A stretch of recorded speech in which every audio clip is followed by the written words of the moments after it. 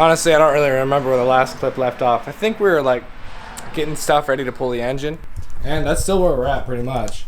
But I was able to bend this frame rail back out. I didn't have my camera, so I recorded it on my phone. I'll put a clip in here of that.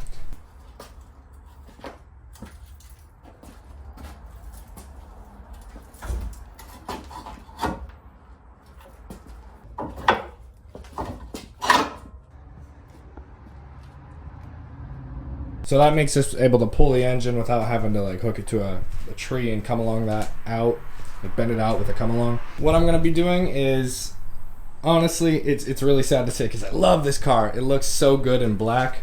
Maybe one day I'll have a black one, but the frame rails would be like, for a shop to actually do it, can't just cut it and weld it there, apparently. If I would have gone on this with more research, I would have known that. Need to get that fixed. I can't get these frame rails fixed for a reasonable price. I was quoted like $5,000. Just doesn't make it worth it at that point. And I would still need to pull the engine. So I did something that can only mean one thing.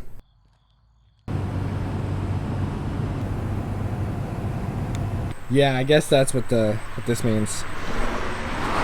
More on that later. I'm gonna keep it real short and simple on that just for now, because we'll go into that more later when we actually can get it in here. We're still keeping this engine. We're gonna pull the engine and trans. We're gonna manual swap that.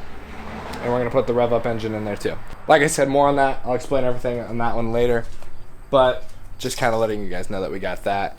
And we're still gonna be going with this. So it's not as much of a rebuild anymore as it is just like a manual swap and an engine swap.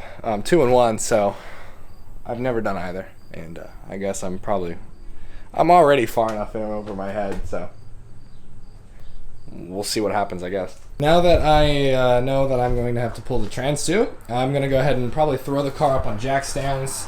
I think I have to drop the drivetrain and everything like that out of here so that I can actually pull the trans out. That means the exhaust needs to come out too. Pretty much everything's got to be, taken out and cleared, get ready to pull this. When I pull this, then we'll bring that one in here, and we'll have to pull that one too. Then I guess we can get started on everything. I'm honestly gonna be so out of room. I guess one engine and trans could go there and another there. I don't know. It's gonna be something. If that just wasn't here all together, it would be so much easier to work on everything. But we're gonna go ahead and throw the car on jack stands and see what we can do today.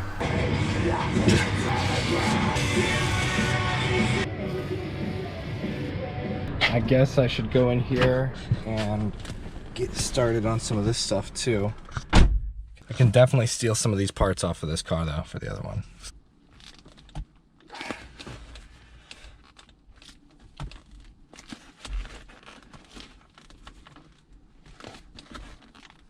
I don't even know if this thing is coming off. And I guess it is. To pop this off, all you have to do is stick your fingers kind of in like this under the shift boot. It helps to put it in 4th gear and pull and pop up, and then get the rest away. And it comes right out. It's super easy. When I changed the shift boot in the other car, my first G, I feel like it was not this tight at all. I mean, it's probably never ever been taken off. So that's what, like 16 years? Yeah, that's how you do it. And then there's 2 plugs back here. One's for the cigarette lighter and then one's for the hazards. You can see both of them right here. All you gotta do is push in on this little piece here and then pull out. Of course, I can't get it. I swear, connectors, this is pretty much the same one. Connectors are my least favorite thing in working on any car. No matter what type of connector it is, it's always so hard to get off. I guess I'm just gonna leave this to the side for now because I can't get it off. And then we got this, and then the sound deadening, or the actual shift boot. So for now, I guess this is good. There's 4 10mm bolts in here that you just pop off, and then you're good to go. Now some of that liquid wrench should have set in by now, so we're gonna go see if we can get those bolts off. Probably gonna need a breaker bar and a big hammer. And one thing I don't have right now is a big hammer. Oh, we're rounding off the net. I don't know. Is this a 13? I'm pretty sure this is a 14mm, but it's rounding it right off. I'm gonna grab a 13 and just hammer it on. I think that's just gonna round it off too. I Can't tell if it's moving or not. Nah, yeah, it's just rounding out more. I don't think I'm reusing these cats. I don't know, but I might just take a sawzall and then cut down the middle of that flange and cut the bolts right off. Or if I can get that off up there, then I can drop the whole thing from back here if I can get them off up there. Yeah, I don't know about that. I gotta get all my extensions together. The front came off pretty easily. I just have a feeling that this back's not gonna do the same. Yeah, I need a deep socket. I don't think I have a 14 mil deep. So my 14 millimeter impact socket's actually just a little deeper than my chrome socket. So I think that's how I'm gonna have to do this. Because I did get the front bolts from the manifold, and they are just as deep. Yeah, this seems like it's gonna work. Oh. Yep, those broke super easily. So for this, you only need about 18 inches of extensions, and it should work.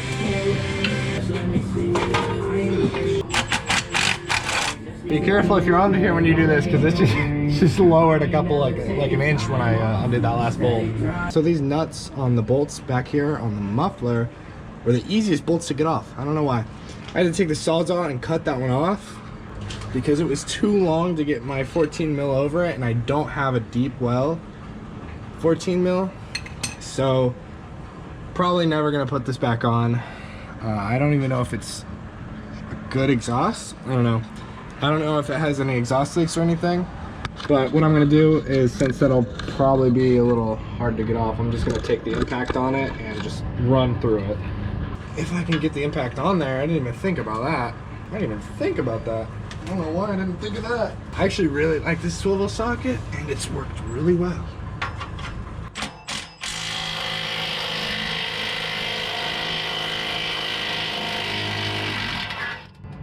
Yep, that worked exactly how I intended it to.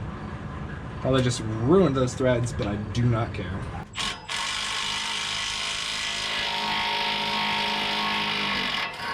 For little impacts. For some reason, there was a ground wire on this bolt. I don't know why. An exhaust bolt. It was ripped already, but I noticed that when I cracked those loose. It's kind of weird. Now this should, wait, what? There's another nut on there. So that nut just held on the ground wire. So now I'm gonna have to do the same thing, cut that off with the sawzall, break it loose, then do the same thing. So I got the exhaust loose back here. I wiggled it a bunch, and finally, we're about to come out there. I think if I actually just pull up there, the cat will fall, because that one already fell. So if I go over here and I just pull it a little bit towards me, it should tighten up right there and then fall out over there. And I think that'll be good. The exhaust should be pretty much out of the way. And then I can pull it this way and it'll separate from the resonator here. And then that'll be completely gone. I can pull it towards me. Actually, I forgot I have to pop it out of that little rubber grommet over there. After I do that, I can pull it towards me to pop it out of the flange back there. Then I can push it back on the ground and get it out of the whole thing. And I'll just leave the muffler in for now. Because honestly, those rubber grommets, I made a video installing a new exhaust on my last G. Those rubber grommets are probably the worst things. Those and clips, man. Those are horrible. I really don't know why they're on there. Okay, you can see that it's off. I think I see what's going on. Looks kind of like it's hitting the frame of the car and just kind of sitting there. If I took something and I hit it from up here, it'd probably fall, but I don't know what I'd use to do that. You know, I just realized these light bulbs, and I should probably take these out before I break them, because I just picked up a spud bar and almost broke these.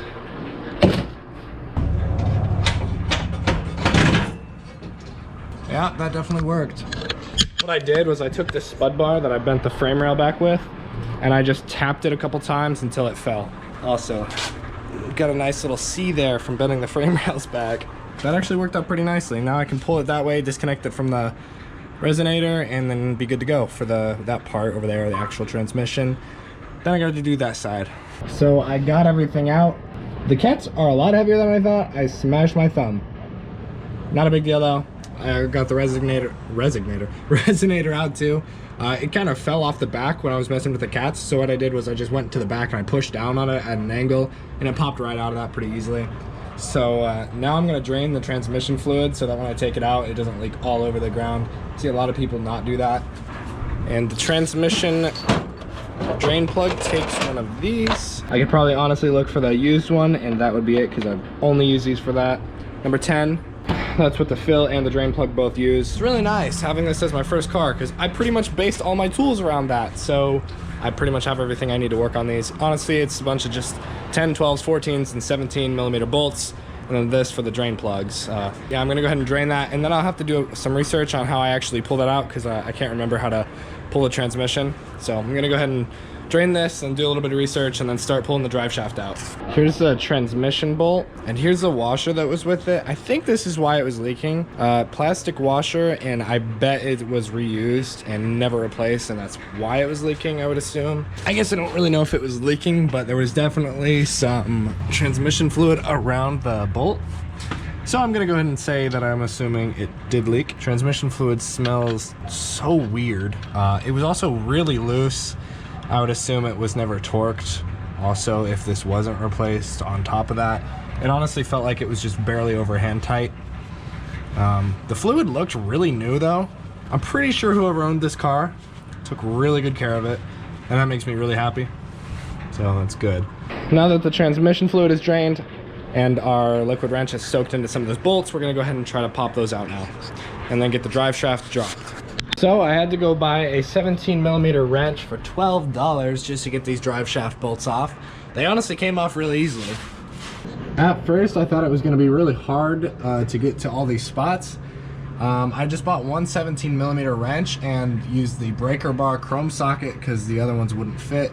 Barely fit on this side, and then I put the 17mm on the other side. I don't know why my wrench set doesn't have a 17mm, but I guess I'm just going to keep this one. I was just going to go return it, but I kind of have to reinstall this on the other side. So now I've got to loosen these bolts here and then go ahead and drop everything down, pull it out of the transmission, and hopefully all this goes smoothly. Probably be better with two people, if I would have to guess. But I guess we're gonna see what happens here. It's about to slip out there, and I don't want it to just slam on the ground. So what I'm gonna do is I'm gonna take my feet, put it like this, push up on here, drop this down, pull it on out.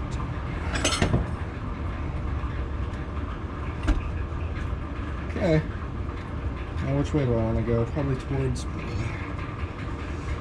Come on.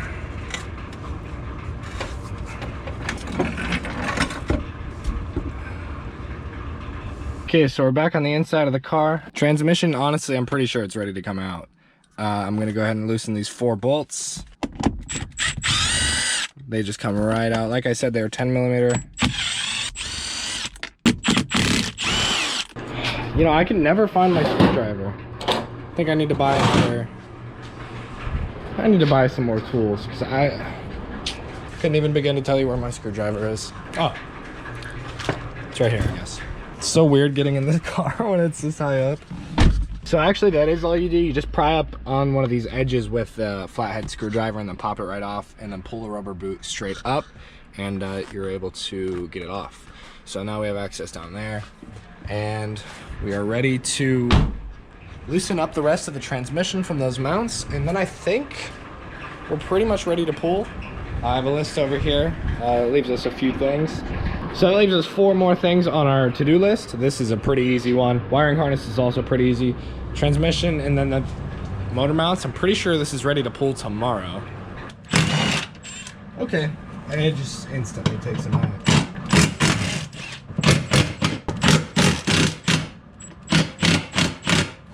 I'm gonna get the jack ready against this support right here. Well, I think my jack broke earlier. It's like leaking heavy. Oh, yeah, there we go.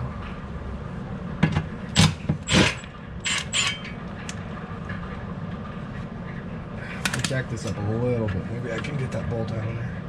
Okay, this isn't the greatest way to do this, but it's all right. I think I'm gonna leave the bracket for the shifter on.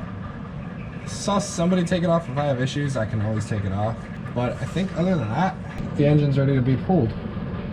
Transmission's definitely loose. Oh, you know what? I can see that going right to the frame. All right, it appears I've got some things to sort out. So I'm gonna go try to figure out what I got left to do. And then we will continue. Well, apparently I forgot to record this, so I just realized I wasn't recording. 24mm socket with a breaker bar. Really easy to get off the power steering bolt. There's a, it's a banjo bolt, and there's a crush washer, a copper crush washer at the top and at the bottom of this bolt for future reference when I reinstall this. And it's dripping power steering fluid, so I'm gonna go clean that up. Kind of just like a note to myself here, this banjo bolt that goes to what I think is the clutch line up there, that had, I think, 2 crush washers on it, but I can't really tell. It might have been double-sided just like the power steering. But like I said, I can't tell. That pretty much wraps up what we're gonna do for today. And then one of the next videos will actually be pulling the engine. I'm not sure which order this will come out in. Hopefully the next video will be me pulling the engine. It's either that or it'll be tearing the dash and stuff out like that. I don't know every part that I'm gonna take from this car. I don't know entirely yet what's different on a 05 sport package versus a 06 automatic. So I guess we'll figure that out and I'll start tearing more stuff down. But either way, I mean, I have both cars, so why not switch out the stuff that is better on this car than the other one. So yeah, like I said, thank you guys for watching. Appreciate it. Hope you guys enjoyed. Peace.